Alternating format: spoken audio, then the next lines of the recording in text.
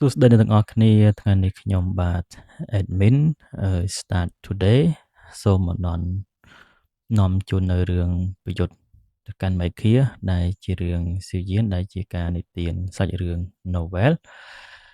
ជូនអ្នកទាំងអស់គ្នាតែមុននឹងចូលទៅដល់សាច់រឿងរបស់យើងសូមអ្នកទាំងអស់គ្នាកុំភ្លេចជួយ like និង subscribe channel របស់ admin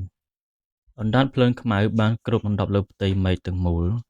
ក្រោមភ្លើងខ្មៅនោះមនុស្សគ្រប់គ្នាស្រាប់តែមានអារម្មណ៍ថាថាមពលឈីនៅក្នុងខ្លួន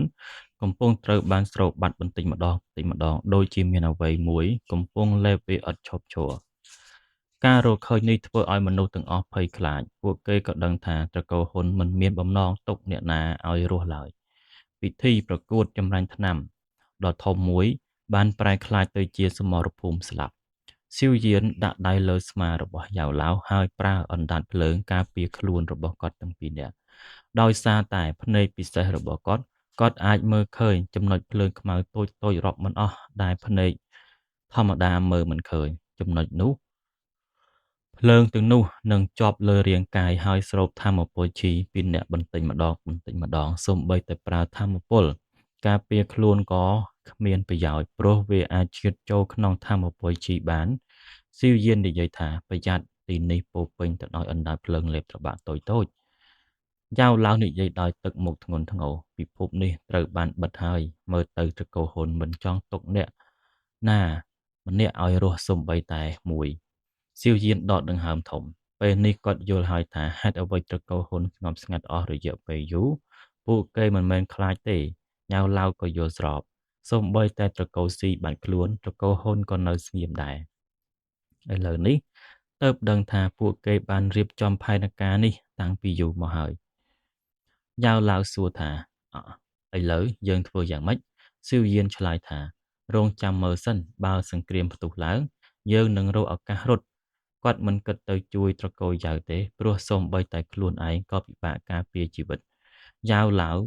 ជាសមាជិកត្រកូលយ៉ាវក៏ដោយប៉ុន្តែគាត់មិននឹកស្មានគាត់មិនមានអារម្មណ៍ស្និទ្ធស្នាលជាមួយត្រកូលនោះទៀតឡើយសម្រាប់គាត់ជីវិតរបស់ស៊ីវយានសំខាន់ជាងអ្វីៗទាំងអស់នៅលើមេឃយ៉ាវតានស្រែកបញ្ជា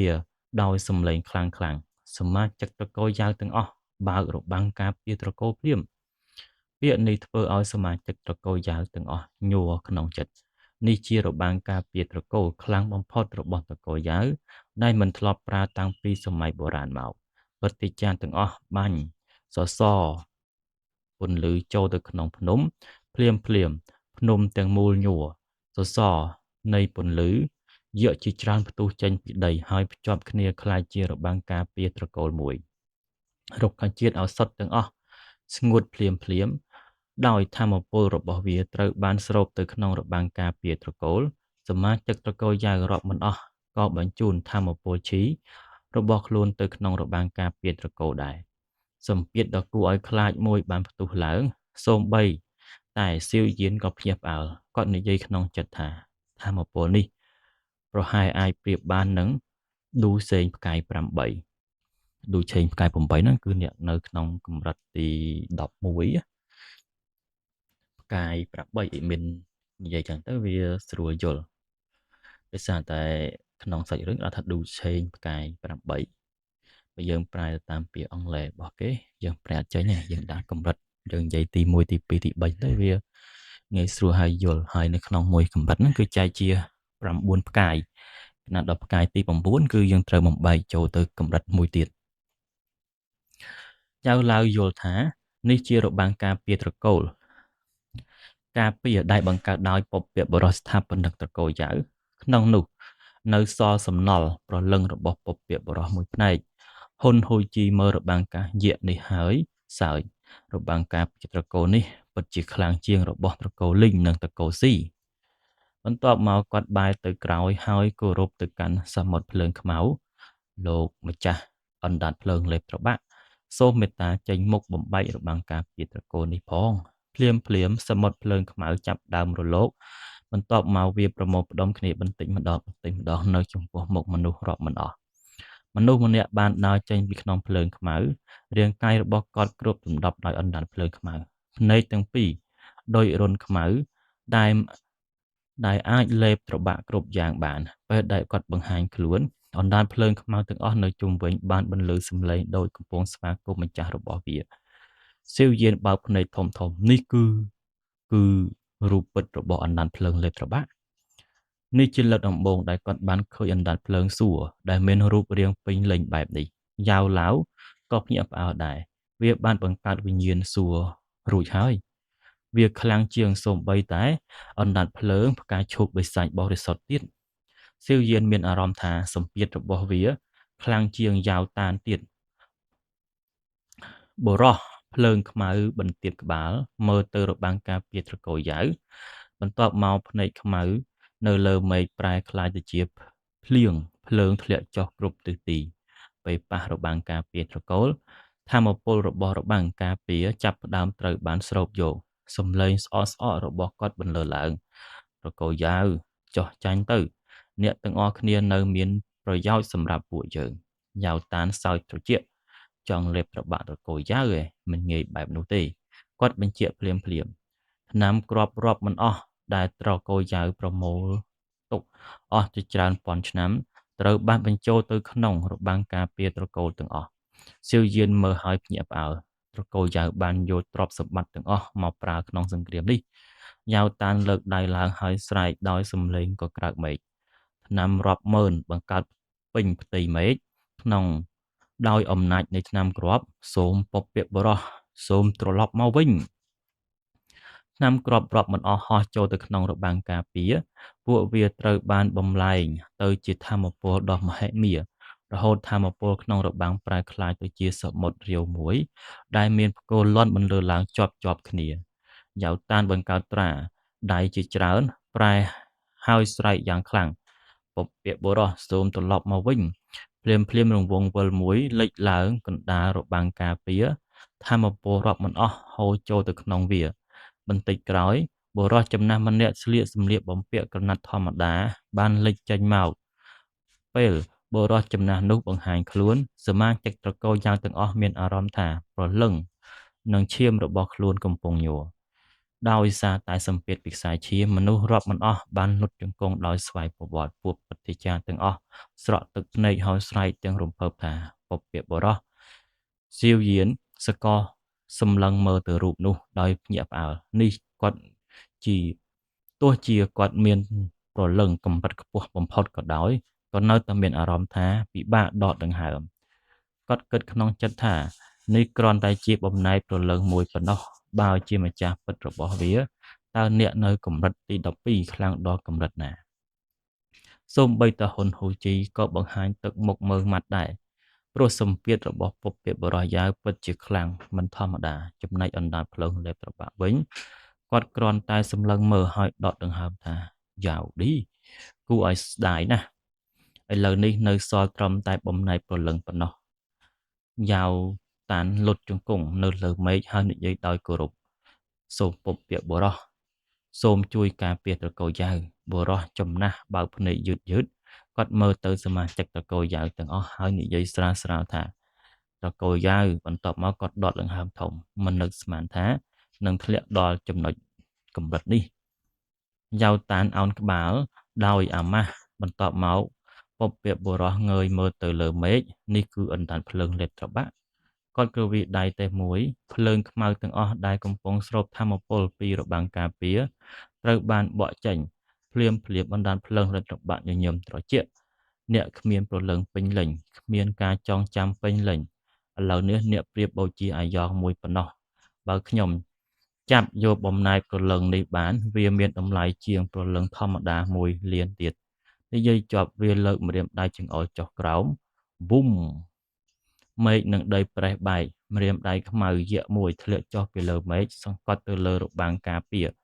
សម្ពាធនេះធ្វើឲ្យមនុស្សជាច្រើនស្លេកមុខប៉ុន្តែបុរសចំណាស់នៅលើដៃយឺតភ្លាមឡថ្នាំយក្សមួយបានលេចឡើងលើផ្ទៃមេឃការពារ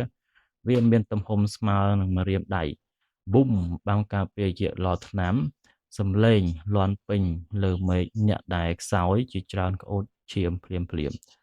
ខ្លះទៀតក៏ដាស់ត្រចៀកផ្ទុះឈាមរហូតធ្វើឲ្យពីត្រចៀកក្រោយការប៉ះទង្គិចម្រាមដៃភ្លើងខ្មៅបាន លាយបាត់ប៉ុន្តែឡថ្នាំក៏ចាប់ផ្ដើមស្រអាប់ទៅដែរបុរសចំណាស់យ៉ាវក៏ស្លេកមុខបន្តិចអណ្ដាតភ្លើងលេបត្របាក់សើចបំណែកព្រលឹងតូចមួយតើអាចទប់ទល់ខ្ញុំបានប៉ុន្មានដងវាចង្អុលម្រាមដៃម្ដងហើយម្ដងទៀតម្រាមដៃភ្លើងខ្មៅយក្សជាច្រើនធ្លាក់ចុះជាប់គ្នាឡថ្នាំចាប់ផ្ដើមប្រេះយ៉ាវតាន់ស្រែកភ្លាមសមាជិកត្រកូលយ៉ាវទាំងអស់បញ្ចូលថាមពលទាំងអស់ទៅក្នុងរបាំងការពារមនុស្សរាប់មិនអស់បញ្ចេញថាមពលឈីទាំងអស់របស់ខ្លួនឡថ្នាំយក្សភ្លឺឡើងវិញលើកនេះវាហោះសំដៅទៅវាយភ្លើងលេបត្របាក់ដោយផ្ទាល់ហ៊ុនហ៊ូជីភ័យរត់ទៅលាក់នៅពីក្រោយលាក់ខ្លួននៅពីក្រោយអណ្ដាតភ្លើងលេបត្របាក់ប៉ុន្តែវានិយាយដោយស្ងាត់ថាអ្នកមានកម្លាំងពីត្រកូលយ៉ាវខ្ញុំក៏មានដែរភ្លាមដីទឹកមូលចាប់ផ្ដើមញួរភ្លើងខ្មៅរាប់មិនអស់ហោះឡើងពីខាងក្រៅរបាំងការពារក្នុងភ្លើងទៅនោះមានមនុស្សរាប់លានអ្នកកំពុងតែតស៊ូស៊ីវយានស្រែកដោយការភ្ញាក់ផ្អើលនេះគឺកូនចៅរបស់ត្រកូលយ៉ាវមនុស្សទាំងនេះជាកូនចៅដែលរស់នៅក្នុងពិភពត្រកូលយ៉ាវពួកគេកំពុងត្រូវបានស្រូបចូលក្នុងភ្លើងខ្មៅរាងកាយទាំងអស់ប្រែក្លាយជាឈាមហើយត្រូវលេបបាត់ភ្លាមស៊ីវយានក្តាប់ដៃយ៉ាងខ្លាំងពិតជាសាហាវពេកសូម្បីតែមនុស្សធម្មតាក៏មិនទុកឲ្យរស់ដែរមនុស្សរាប់លាននាក់ត្រូវបានសម្លាប់ក្នុងពេលតែមួយយ៉ាវតានឃើញទស្សនភាពនេះភ្នែកឡើងក្រហមហើយស្រែកដោយកំហឹងត្រកូលហ៊ុនចាប់ពីពេលនេះទៅត្រកូលយ៉ាវនិងត្រកូលហ៊ុនជាសត្រូវមិនអាចរួមរស់ជាមួយគ្នាបានបណ្ដាញភ្លើងនៅត្របាក់មិនខ្វល់វាប្រមូលឈាមរាប់លានអ្នកបង្កើតបានជាបាល់ឈាមយក្សមួយបន្ទាប់មកវាគប់បាល់ឈាមនោះទៅលើឡថ្នាំប៊ូមថាមពលពណ៌ក្រហមគ្រុបដណ្ដប់លើមេឃការប៉ះទង្គិចលើកនេះខ្លាំងជាងលើកមុនរាប់សិបដងរលកថាមពលបំផ្លិចបំផ្លាញវាបានបុករបាំងការពារចាប់ផ្ដើមរញ្ជួលយ៉ាងខ្លាំងថាមពលរបស់វាបានបាត់បង់យ៉ាងលឿនមនុស្សទាំងអស់មានអារម្មណ៍ថារបាំងការពារជិតបែកហើយពពាកបុរសយ៉ាវដកដង្ហើមធំមួយគាត់និយាយស្រាលថាគ្រោះមហន្តរាយនេះមិនអាចគេចផុតទេនិយាយជាប់គាត់ប្រែក្លាយជាពន្លឺមួយខ្សែហោះចូលទៅក្នុងរាងកាយរបស់ភ្លើងលេបត្របាក់ប៊ូមការប៉ះទង្គិចលើកនេះមិនមានសម្លេងខ្លាំងទេប៉ុន្តែអណ្ដាតភ្លើងលេបត្របាក់បានញ័រពេញខ្លួនជាលើកដំបូងវាបង្ហាញកំហឹងតាចាស់អើយបាត់ពីពិភពលោកនេះទៅចុះភ្លើងខ្មៅផ្ទុះពេញរាងកាយរបស់វាបន្ទាប់មកមានសម្លេងមួយដូចជាព្រលឹងត្រូវបំបែកនៅពេលនោះសមាជិកត្រកូលយ៉ាវទាំងអស់មានអារម្មណ៍ថាអ្វីមួយនៅក្នុងខ្សែឈាមរបស់ពួកគេកំពុងបាត់បង់ជារៀងរហូតយ៉ាវតានសម្លឹងទៅលើមេឃដោយភ្នែកក្រហមពពាកបុរសរបាំងការពារបញ្ចេញសម្លេងប្រេះមួយសន្ទុះក្រោយរបាំងការពារដ៏ខ្លាំងបំផុតរបស់ត្រកូលយ៉ាវត្រូវបានបំបែកទាំងស្រុងរបាំងការពារដ៏ខ្លាំងបំផុតរបស់ត្រកូលយ៉ាវទីបំផុតក៏មិនអាចទប់ទល់នឹងការវាយប្រហាររបស់អណ្ដាតភ្លើងរឹតត្របាក់បានទេរបាំងការពារបានបែកខ្ទេចជាចំណុចចំណែកជាបំណែកពន្លឺរាប់មិនអស់ធ្លាក់ចុះពីលើមេឃមនុស្សទាំងអស់បានសម្លឹងមើលទស្សនភាពនោះដោយភាពអស់សង្ឃឹមពួកគេបានប្រឹងអស់ពីសមត្ថភាពតែចុងក្រោយមិនអាចផ្លាស់ប្ដូរវាសនារបស់ខ្លួនបានឡើយសិវយានបង្ហាញទឹកមុខយ៉ាងម៉ឺងម៉ាត់គាត់ប្រមូលថាមពលឈីស្ងាត់ភ្លាមអាយ៉ងស្ដេចមាសក៏លេចចេញមកឈួរក្បែរគាត់វិញគាត់ថែមទាំងដើរទៅឈរក្បែរយ៉ាវឡើងស៊ីវយានដឹងថានេះជាគ្រោះថ្នាក់ធំបំផុតដែលគាត់មិនធ្លាប់ជួបសូម្បីតែគាត់ក៏មិនអាចប្រាកដថាអាចរត់រួចដែរយ៉ាវឡើងសម្លឹងទៅលើមេឃដោយភ្នែកមានទឹកភ្នែកបន្តិចបើទោះជាគាត់មិនសូវមានមនោសញ្ចេតនាជាមួយត្រកូលយ៉ាវក៏ដោយពពាកបុរសយ៉ាវ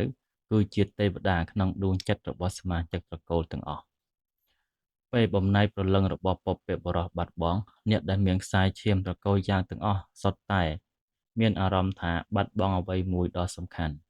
យ៉ាវឡាវនិយាយដោយសំឡេងស្អកបើមានឱកាសឯងត្រូវរត់ចេញទៅមុនក៏សម្ព័ន្ធរបស់យើងមិនអាចខ្វះឯងបានទេហើយឯងក៏ត្រូវទៅសង្គ្រោះឪពុករបស់ឯងដែរស៊ីវយានមិនឆ្លើយទេគាត់គ្រាន់តែនិយាយស្រាលថាលោកគ្រូសូមកុំបារម្ភ នៅលើមេឃយ៉ាវតានឈរឡើងវិញទោះជាបាត់បង់ពពកបុរសក៏ដោយក៏នៅតែជាមេត្រកូលគាត់ស្រែកទៅកាន់សមាជិកទាំងអស់ថានេះថ្ងៃនេះគឺជាថ្ងៃកំណត់វាសនារបស់ត្រកូលយ៉ាវយើងត្រូវប្រយុទ្ធដកដង្ហើមចុងក្រោយដើម្បីរក្សាខ្សែឈាមរបស់យើងពុទ្ធិចារទាំងអស់តាមខ្ញុំសមាជិកត្រកូលយ៉ាវរាប់មិនអស់ហោះឡើងទៅលើមេឃមិនត្រឹមតែពួកពុទ្ធិចារប៉ុណ្ណោះសូម្បីតែក្មេងជំនាន់ក្រោយក៏ហោះចេញទៅប្រយុទ្ធដែរពួកគេដឹងថាបើថ្ងៃនេះចាញ់ត្រកូលយ៉ាវនឹងបាត់បង់ឈ្មោះពីពុទ្ធសាសន៍ជារៀងរហូតយ៉ាវតានក្រហមភ្នែកឲ្យស្រែកថាវាយភ្លាមថាមពលជីរបស់សមាជិកទាំងអស់រួមបញ្ចូលគ្នាក្លាយជាសសរថាមពលយក្សមួយប្រវែងជាង 10000 ហ្វីតសសរថាមពលរាប់មិនអស់បាញ់ទៅរកអណ្ដាតភ្លើងលេបត្របាក់ពីគ្រប់ទិសទីស៊ីវយានសម្លឹងមើលទស្សនភាពនេះដោយភាពភ្ញាក់ផ្អើលការវាយតបរបស់ត្រកូលយ៉ាវពិតជាគួរឲ្យរន្ធត់ប៉ុន្តែគាត់ដឹងថាអណ្ដាតភ្លើងលេបត្របាក់ខ្លាំងពេកហើយតាមការប៉ាន់ស្មានរបស់គាត់